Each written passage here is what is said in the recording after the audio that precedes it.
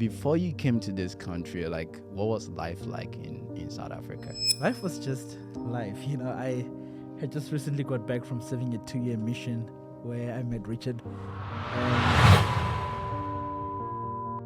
Coming from Africa, right? We have this thing where we're always chasing the money, right? Do you feel like you were chasing the money or you were chasing the passion? I'd say, okay, right now it's passion, but before it became passion, I was chasing the money. It's more like I did an analysis and I'm like, there's money in the accounting world, so yes, of course. I was so passionate about surgery, and that really inspired me to get into surgery. For me, it was more of passion and money. Not gonna lie. Was there a time that you felt like I need to give up or I want to give up? I remember I took the first quiz that they gave and I got like a D and I'm like, man. That would wreck you as an African. yes. Welcome to Success Mindset Podcast. Today we are here with two amazing guests, Richard and George. I'll let them introduce themselves. But this is Ken. I almost forgot again. You're good. I almost forgot him. On this podcast, we invite people and we talk about like real stories, real experiences that we can learn from, and also become successful in the things that we do. And today we're going to talk about stories from immigrants who are making it. And before we go into details, I will let George introduce himself, and afterwards Richard can also go. Yeah, absolutely. Yeah, I'm George. I was born and raised in South Africa, and I've been in the United States it's coming to be 10 years now. Nice. 10 years next year, yeah. Wow. Yeah, and by profession, I'm an accountant, and yeah, it's good to be here. Thank you. That's cool. I think my name is Richard, and I've been in the U.S. close to about 10 years, so around the same time you came in. I'm a biochemist, and these are my former roommates. And George, I was in Sierra Leone with you. Yes. So it's good to reunite again. Yeah. That's cool. We have some connections there. I know you went to BYU, Idaho. You went to Ensign College. Yes. But before you came to this country, like, what was life like in South Africa? Just paint us a very nice picture. Yeah, if I came here, life was just life. I had just recently got back from serving a 2-year mission where I met Richard. And I was just home for about 7 months. Life was just chilled, normal, nothing to worry about, and just going at a very steady pace. Nice. And what changed when you came here? When you first come to the US, you get a little bit of the culture shock. You're like, What was your first cultural shock? Give me your first cultural shock. I mean, the one that I often talk to people about is like people bathing kids in the kitchen sink. I was like, that was like a big one because I'm like, we don't do that in Africa. We do not do that. What about you, Richard? I think my first cultural shock was I was going to the Romney building for a biology class. Yeah. And I saw people making out right in front of them. And that was like a shock because obviously back home, we don't really hide. see that. You hide and do that. Yeah. I mean, it's indoors. Yeah. George, were you an accountant before you came here, or you went to school for it? Like, that's what I want to learn more about. No, I was not an accountant. I had never studied, apart from taking like few classes in high school. That was my little exposure to accounting. So I was really studying when I came here. What made you go into accounting? It is one of those things where I'm like, I need a job and I need something that'll always give me a job. Coming from a country that has a very high unemployment rate, I always had that thing in my mind to say, I'm gonna study something that'll always give me a job. And as I've been looking, I realized that every company, entity or whatever needs an accountant. So I was like, okay, I'm going to study accounting for job security. Right.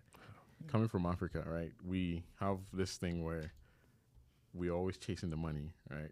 Do you feel like you were chasing the money or you were chasing the passion?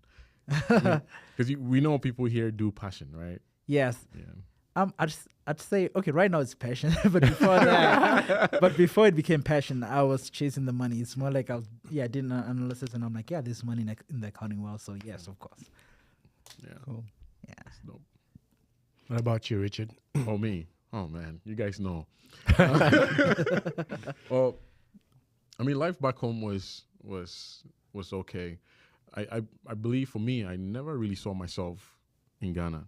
You know, in Ghana, when you complete high school and you write the WASI, which is a West African test, everyone's excited to go to get accepted into the top 5 or top 3 universities like Legon, Tech, and all that. Yeah. And I remember my classmates were wondering why I haven't applied, and obviously mission, right? But also, I never really, for some reason, I never saw myself in Ghana. Like they were excited to go to Leg, you know, the names, the big names, but Right. I never saw myself. And then I returned from my mission, but the main goal was to be an MD, a medical doctor. I was so passionate about surgery. I read Ben Carson, Gifted Hands. Okay. I read on my mission. I read that book on my mission. Don't judge me, guys. And that really inspired me to go into to get into surgery. But then again, like I moved here, took a few classes. I was actually preparing for medical school, and life happened, and then I decided to stick to just what I studied in my degree. But it's been nice. For me, it was more of passion and money. Not gonna lie. You know, doctors make pretty good money, you know. Yeah. So, and it was also the passion of medicine. Like I just love the fact that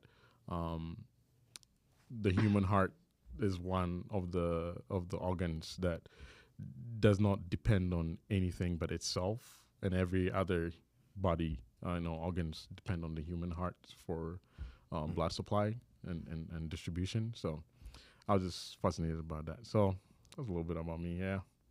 That's nice. Boring stuff. No, that's really interesting. I want to go deeper, but we'll pause for now.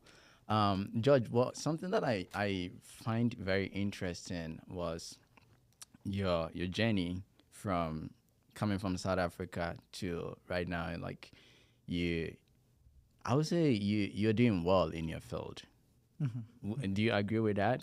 No, Yes. I think you're doing well. Like looking at your profile, I'm like, yeah, he's actually doing well in his field, and it sounds like you're enjoying it. Like you mentioned, it's a passion.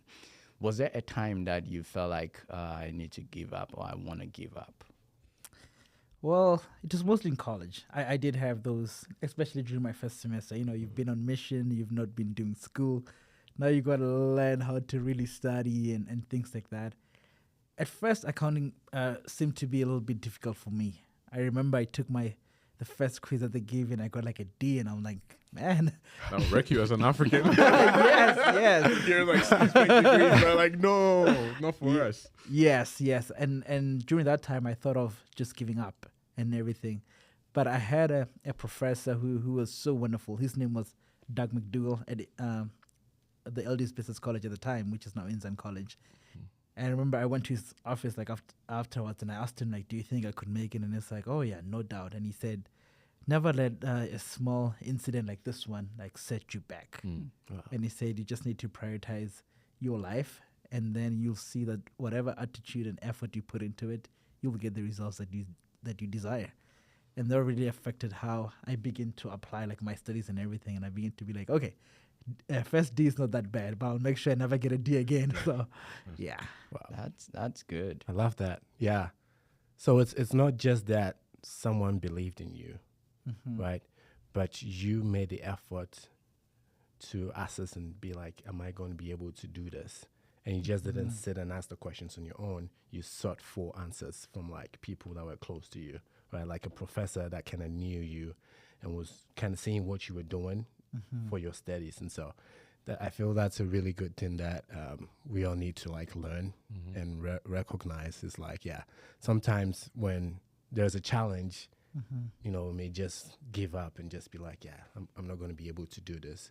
But when we ask people that really know us, they can be able to give us that motivation to help us keep going. So thanks for sharing that. Yeah. So you were being resourceful. Yeah, trying to be. Yeah. I think that's a very powerful lesson from your professor.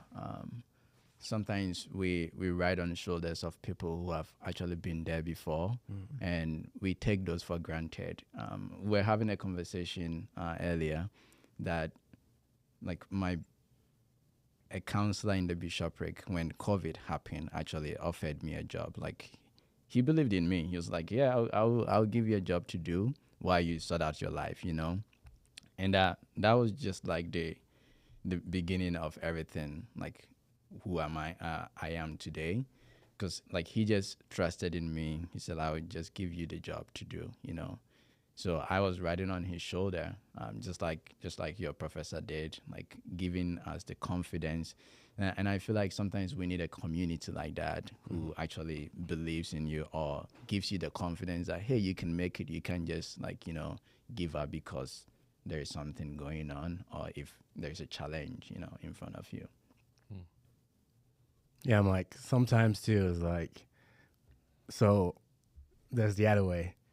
What if you sought for, you know, that validation, and then more of like, well, maybe a validation, but like, you know, you sought for help, right? And then it was like, yeah, you know, you can't Give up. yeah, like, Just you know, up, yeah, man. like, Give up. how did you handle that, you know? I think, like I was saying earlier, like, I know I'm a child of God, you know, and so if God did everything around us, like, look how powerful he is. If I'm his child, that means I have some potential. Like, I have some of his powers that I can also do something that I put my mind to it. So, I mean, like, I never take no for, like, oh, I can't do something. Like, I would try and fail rather than just sitting down and listening to people telling me, like, this is what you can do or this is what you cannot do. And mostly we see people who have made it and we think that's how life was, but we forget, like, there was, like, highs and lows, like, we don't really see. And I think everyone can relate to that, like, people who have actually made it. If you think about Dangote, the guy that owns Chobani Yoga that I was talking about, Or like Yes, Despite. yeah, Kwame Despite from Ghana. Like, these people, they didn't just go, like, straight like that and made it to the top. They struggled and they never gave up, you know. Even though people didn't believe in them, people told them, oh, you can't make it, but they made it. I think with Kenneth's question too, you can also look at from a personal assessment of your strength. If this thing I'm tackling, this field I'm in, if I can really do it, right? Because it's time is going, right? You could, because if you go to an expert, right? Because they've walked the journey, right? You go to an expert and says, "Hey, I want to be an accountant," and they notice you're like not really. Let's say the first test, yes, you go to them, you approach them, they're like, all right, they give you a few advice here and there, tweaks, morale. You go back to them, and then they tell you, I don't think you can do this. It will definitely hurt, right? But then it calls you to self-assess, right? Perhaps it could be, how did you prepare for the test? Right. Right? Perhaps it could be, did you have the right resources? Did you follow the rubric? You know, if the tests or the exams had a rubric to follow. And then also you have to assess your strengths and your interests. Being realistic, you know, taking a realistic approach to life is very, very important. I feel like if we're able to approach life on that level, then we can actually never disappoint ourselves. You get it? Because you might think you can be able to do this, but really your strength does this. There's a scripture that says, do not run faster than what your strength. Yeah. Right. And if someone, and then people would keep telling you, maybe you cannot do this. Try and look at a different angle. And then you might take it very personal. But perhaps maybe you have to take a different approach towards that. Yeah. Right? Because we know people that came here to study certain majors and they notice, maybe this is not for me. And they tweak. switch, yeah. They switch. Right. Right. And so sometimes it would hurt. Like you say, if someone say, no, you cannot do this. It calls you to self-assess. And self-assessment actually helps with growth. I've noticed that in my life. Self-assessment helps me with growth a lot. Yeah. It's more like being accountable. Trying to, be accountable and all that. Yeah. So Yeah. I think it also goes into trying to find the balance between self-confidence and also your strengths, like you mentioned. Because for me, I know myself. I'm one person who, even if somebody says, no, I don't think you can make it, sometimes I do that assessment. And if I think I can make it, I'll be like, yeah, I'm going to prove that person. Yeah. I mean, if you have the strength, right? If you know yourself so well. Yeah. Yes, absolutely. That's why it's about trying to find the balance between the two. Yeah. I think that's a very good point. Like, when was the last time that you felt like I want to give up, and what did you actually do differently to counter that feeling or counter that fear that you had? I feel like sometimes, like Richard is saying, we need to be realistic and not too idealistic or like wishful. It's good to wish for things. Like if people didn't wish, we wouldn't be sitting here. This was an invention by someone, right? They dreamed or dreamt, and they actually put in the work. And sometimes that's what we need to do. We need to dream and put in the work, regardless of the obstacles that come our way. Yeah, what I heard from that was faith without works. Right. Right? Yeah. But also you need to see exactly like the kind of faith you have. It's like if you have faith like a mustard seed, you can move mountains. But can we really move mountains? Realistically. Yeah. So back again, I have to kind of like be realistic, have that dream, have that goal. And earlier on as we were discussing, it's like, you have a dream, you have a goal, but also you need to make sure you put like sub goals in place to be able to reach that big goal, right? You want to get somewhere, okay, in the next 6 months, I need to be able to get to this point if I really want to achieve that big goal, right? Maybe you need to go to college, you need to get a degree so you can become an accountant. So, okay, I'll start by going to college for 4 years. I know I'll be doing that. So I'll be focused on studying, and then get into the end of that. You're like, okay, now I need to like start looking for jobs, assessing myself and my strengths, and see exactly where I'll be able to go to. It may not be just starting with like a really big company all at once. It may be like starting with a startup. So you can also like gain experience as you go. And so you take that step and then you keep going. And whilst you're going, you're also still assessing yourself. Okay, now I've grown past where this company currently is. I need to look for a different company. And then you move on and you take those opportunities as you come. And then you realize that looking back, you say, okay, I've really done this and I've been able to achieve this dream that I had. I think it makes sense why most classes start with 101. Yeah. Like it's like you start college, you don't start from 301 classes. Because obviously you have to get a feel of the field, right? Yeah. It's like I had a question for you, right? So getting into accounting, and because I know you guys have to take the CPA certification. Yeah. Yes. How was that? That's more like the MCAT for me. Yeah. Well, I mean, you can still be an accountant without a CPA. Oh, it's something that you can do after you have a degree and whatnot. I'm currently working on it right now, and I can tell you it's brutal. It's something else. It will really break you and build you up and stuff. So. I have an idea. We need to talk about this. A really good business idea. You know Eugene, right? Yes. Yeah, I was talking to him about it, and he was like, whoa, that's a good idea. So I need to talk to you about it. But talking about, like you mentioned, how your professor actually encouraged you to get to this point. And you also mentioned, like, there were times in college that you felt like you needed to give up. What mindset actually helped you? I know you talked about, like, you wanted to, like, put in the work, to do it. Like, what mindset actually helped you to get to the point that you are today? Yeah. Like I mentioned earlier, like putting forth the work, but also like, look at my strength. Like, my friend Richard here has shared with us, look at those strengths and saying, I think I do have those strengths. I do have the abilities. I'm able. I just need to really put forth the work. I think, beginning with that self-assessment is very, very important. Looking at yourself and saying, I do have the ability to do it. That's what really, really helped. That was a mindset that was needed. That's good. And being able to adapt based on your strength and what's available to you, right? Because you came here and you're like, well, there's good money in accounting, and now it's turned into passion, like something like you really love. Something that I want to learn from Richard and you, like, were there stories of other people who came to this country from like different countries, like immigrants, that inspired you, like maybe during like lows of your life, or sometimes that made you like feel like, yeah, I can also make it? Like, were there stories like that? Can you share with us? Yeah, absolutely. I mean, there's been a lot of like great immigrants who've come here and have really, really paved the way for many of us. Elon Musk being one of them. You look at Elon Musk, you're like, this guy grew up in Africa and everything. Today he's the wealthiest man in the world and things like that. The Chobani founder being one of the people who came here and realized he didn't like the yogurt that they were selling in this country. And is like, there's a problem, I need to come up with a solution. And he did.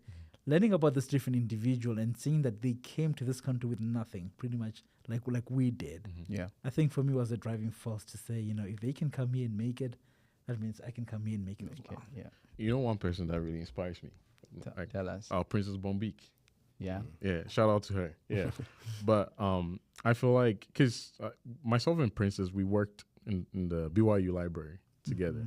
And when I look at her journey, like where she's been, what she's gone through, and also the business she's been able to start, and even what she's doing with the business. And I think, if you guys can correct me, she has a little bit of whatever she sells go towards charity.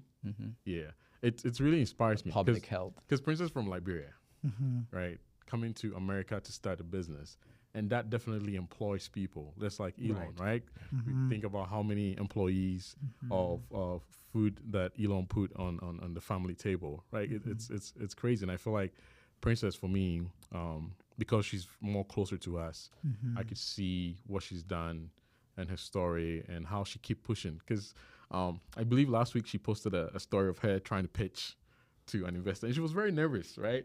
It tells us that it's not an easy journey. So someone would look at her and be like, "Oh, Princess just started it," you know? Yeah. But she's probably been through it, you know, like the amount of rejection, probably when she pitches to people for more investment or even like to collaborate or something like that. But she showing the consistency and the effort and the brainstorming and the teamwork and the collaboration. I think her story really inspires me, you know. Yeah. Definitely. She shared a story with us when she came to this podcast about when she went to New York. They did like 3 rounds, and the first round she didn't do well, and she was like crying. She was sad, and she wanted to give up. Investment? Yeah. Seats? Oh, seat. Okay. She wanted to give up, and then one of the judges told her like, "Hey, you're actually good, but like you had competition, you know, so just go and work." And she actually went back, worked harder, and then she became first. So that's a story that I think that's very inspirational. Like, sometimes you can't just give up because the first round didn't turn out well, you know. You need to go back, do your homework, and then come back again. Yeah, let's come back to that same point where if someone just says, you know, gives you that harsh criticism, right? Yes. You go back and do the homework and reassess, right? Because it makes you better. Yeah. You know, Right. like she's Yeah. yeah. She's doing well. Thank you for sharing that story with us. I've also read about different people who have actually come to this country with barely nothing, right? And have actually made it here. And I feel like maybe you don't need to travel like outside where you are. Maybe you have to, but the principle is the same. Being able to adapt to situation and finding opportunities. Like, if there is a problem, do you have an idea how to resolve it? You can turn that into a business, like the examples that you guys have shared. But also opportunity that meets preparation is lack, you know. Like, if you don't prepare for the opportunity and the opportunity comes, you might not even recognize it. True. Right? Yeah, true. By the time you recognize it, it will be It's gone. too late. Right. So I just have like one last question for you though. So let's say people that kind of look up to you, right? And then they say, "Oh, you know, he's made it, you know, and I want to kind of like follow in his footsteps." And they may get to a point where it's like they will look at themselves and say, nah, I can't. You know, there's always the fear of failure. And I feel it's within all of us at a certain point in our life. You know, when you're very passionate about something and you see the opportunity to kind of like do that thing, and someone is kind of like giving you the opportunity, you get there and, you know, that fear comes upon you. You're like, I want to be perfect. I don't want this opportunity to go by, you know, and that makes you panic. That puts you in like a place where you feel incompetent sometimes, even if like you have all that courage to stand in front and then take that opportunity. What advice would you give them, you know, for them to be able to overcome that fear of failure? Yeah. I think we spend a lot of time looking at failure as like a setback and everything. But at the end of the day, failure is just something that helps us grow. You know, you mentioned that earlier. That's something that helps us to improve, to evaluate and do those self-assessments and see what is it that I need to do better? What is it that I need to improve on? So when you're going through your life and you're trying to make it, you're trying to improve, and you're seeing failure and, you know, you fail here and there, you fall. You know, all of those people who are successful fail at some point. So it's just a matter of looking at it as like, instead of being set back by this obstacle, I'm going to do a thorough research and investigation into this. What is it that I can do to improve and do better? Failure is not the end of the world, but just an opportunity to improve. Yeah. Can I add something to it? I went through a period of my life, right, where I thought I had failed so badly, and I was being ashamed of it, right? But just last year, this year, just this period of, there's that between that period, I've noticed that what I thought was failure was exposing my weaknesses and my strengths. Certain things, and Smith kept talking about adaptability. Certain things that I thought I couldn't live with, or certain things I thought I was not. Actually, I realized I was. I noticed that I had the strength in me to actually bounce back real quick, right? It made me aware that if I ever fell again like this, right, I know how to approach that next failure, right? And I was able to tap into what I learned from that failure to be what I am right now. And one of them was like, I had my basement uncompleted when I got my house. And I never ever knew that individually I would be able to pull the resources, the finances, or be able to like figure out how to get that basement done. I was able to like put that basement together and then rent it out, right? But guess what happened? It was a failure that made me gather the strength to be able to get that basement. I swear to you, if I did not have that failure, that basement would have not been completed. It would have been a gym. Yeah, yeah. He knows. It would have been like a concrete and just like a gym, you know, like that. But yeah, so I like stories like this because people can actually relate to it. You know, I feel like sometimes we see, like George was saying, we see failure as the end of the world and we cannot bounce back. But if we look at it with the correct perspective, it gives us like so many opportunities to grow from them, like the story that you shared. For personally, what I've learned from failures, like I've learned so many things through sports. Like I like sports a lot, like playing soccer, volleyball. I used to cry a lot when my team lost. Like I would cry, like why should my team lose? You know, especially when I have good players on my side. But growing up, and like right now, if my team loses, I don't really, I don't really cry. But it's hurtful that like after putting in all the work, you still lose. But it has taught me so many things. Soccer has taught me so many things. Like, yeah, sometimes you fail, The other team, they were also putting in their best. So why get grumpy or sad if they did well and they've won, Sometimes we just think about ourselves and we don't think about like what's actually going on around us. And that makes us feel like too small or too like pathetic towards ourselves. But like if we have a broader view, a broader perspective, like it gives us, So I can actually learn this or that from this disappointment or from this failure, you know. Like that. Yeah, it's like life is teaching us. Yeah, man. It's left for us to learn what life is teaching us. Yeah. I remember I was talking to someone during that period where I thought, man, I failed so much.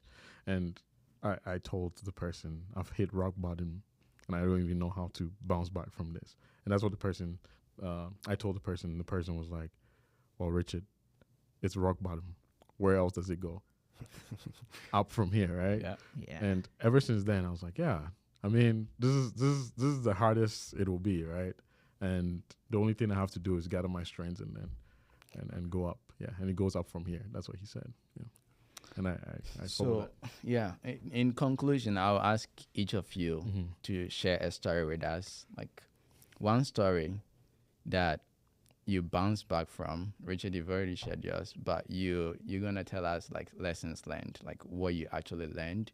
And if someone is listening to you today, what do you want that person to learn from that story? Maybe we'll start from Kenneth. A story. Yeah. Lesson learned. Right. I think throughout my life, when things happen, like immediately there is this negative trigger that comes up. I'm like, oh, this hurts. You know, I'm human. I'm not superhuman. And whenever that happens, it might stay for like a couple minutes. And during that time, I'll just be thinking through it and be like, okay, what could I have done differently, you know, to ensure that this thing didn't happen? And I'm like, okay, I could have done this or this and that. And at the same time, I'm like, okay, what if I was able to still do these and then this thing still didn't happen? Okay, I could have learned and then, you know, just accept that this is life. It's not perfect, you know. The path is not straight. Sometimes, as we've all shared, we'll fall. But then we need to realize that the come up is going to be better than it was because True. that was an opportunity for us to learn. And I've had that so many times where I just look back and I'm like, okay, I take this as a lesson. And then I'll move on. And I'm like, what could be worse? Death. As far as I'm alive, I have the opportunity to start again. Yeah. Yeah. I remember, you know, in 2015, when I was preparing to go to university, I just got back from serving a 2-year mission. And I'd asked my family back then, could you please apply for me? I want to study political sciences. That's what I wanted to do at the time. So when I came back from my mission, you know, I had a different thought. I had a different idea, let me say. So I wanted to study accounting at this point. And, you know, trying to reach out to the universities, you know, school is so complicated in South Africa, and I tend to reach out to them and say, hey, I want to switch my major from political sciences to accounting. And every university that I approached, that I'd applied to, told me, yeah, it's not really possible at this point because our accounting school, like, it's full. But you still have, like room in there to study political sciences. Yeah. And at that point, I was really, really down. I remember feeling really, really down, disappointed. And I'm like, I served a mission. Everything's supposed to be perfect from here. And it was just during the time whereby, like, I just sat back and I'm like, okay, either I either have like two options. I pretty much have two options. Either I stay home for 1 year, because in South Africa, if you don't apply a year prior, Yeah, you have to wait the next academic year. Yeah, pretty much wait for another like academic year, which is going to be next year. So I'm like, am I going to spend this 1 year studying something I don't like, or am I just going to spend it just sitting at home and just waste it away? And as I was contemplating during that moment, feeling so down, a thought that just came to my mind: apply to LD's Business College, because they don't have to wait a year, because, you know, school is different in America because of the different semesters and things. And yes, and that's when I decided to apply. And I had never thought of it like prior to that. And that's when like I applied, and actually it worked out. I was able to get admitted, and I was able to come here and look at my life right now. And I'm like, man, my life is so good right now. I like the quality of my life. And I'm like, it would have been definitely different had I stayed in South Africa, especially with the high unemployment rate. I could be sitting at home right now without a job. But because Trust your gut. yeah, just my God, yes, I didn't let that fail of like not being able to choose my major just put me down. I had to think and come up with a different idea. Thanks for sharing that, Judge. When I ask you about how was life in South Africa, that's what I wanted to hear, you know. But that's very insightful. Like you didn't just sit down; you actually found a different solution to the challenge that you are facing, and I think like the theme for all our discussion has been like bouncing back from failure. You know, like With COVID. I like all that. that. Yeah. One story that I will share. So when I graduated from BYU Idaho, I did that in December 2019. I applied for so many jobs, and then I didn't get any offer. I interviewed with so many companies. One of the companies that I really wanted to work for, they were like, maybe try again another time. I was so disappointed. So I was like, well, that's it, you know. That's it. It didn't work out. And then January came, February came, and then there was COVID. And so I was like, well, maybe it's meant to be, you know. I need to go back home to Ghana and maybe start a new life with what I've learned here. But then a counselor in the bishopric was like, hey, well, I can give you a job. I own a software company. You know how to do website and that and stuff like that. So he offered me the job, and I did it for like almost 11 months while looking for other jobs. But within that time, I was so down. I was so stressed because one, there was COVID, and two, like nothing really was happening in life. You know, you couldn't even meet with friends and Go on hang out. dates. I couldn't go on dates. So I was on Mutual and like everywhere. But like I think my main worry was not having a job, a full-time job that is secure for me, you know, like being in this country without a job is really hard. It's an immigrant. But that helped me to prepare for different things in life. Like I did geospatial computing, which is like maps, basically maps, digital mapping, or surveying, as some people know it. But then I started switching to tech because all the companies were going remote, like, and you can't do that with surveying. You have to like be interactive, even though there are other programs that you could use. But I started pivoting to computer science and cloud computing, and I really found that like I'm really good at this. Like I could have started doing that like right from my undergrad. I went to graduate school, studied information systems, really got good at it, you know. And now I have a full-time job. So looking at that in retrospect, I was like, what if COVID didn't happen, one, in the first place? What if the bishopric counselor didn't offer me the job? I was so close to going home. Like I was sharing with these guys that like I didn't want to come here in the first place. So that was like, oh, okay. You probably need to go back home. But I think these are some refining moments for me, like seeing things that happened and like adapting to the condition at the time. Like I had to learn new skills, you know, even though I knew like IT, but I had to like really dig deeper into it to really become good at it. And like currently, like I enjoy my work. Like They're from home. yeah, like I enjoy it because like people will ask me like, oh, this company can pay you more. But I was like, it's not really about the money, you know. Like I mean, I like money, but right now it's like enjoying like what I do. And had that not happened, I don't know if I will actually be where I am today. So life happened for us. Yes. And not to Yeah. us. Yeah. All right. I think today has been really interesting having George and Richard here, hearing different perspective about how you can also make it as an immigrant or wherever you are, that think about the frontier that you need to embark on. I feel like sometimes we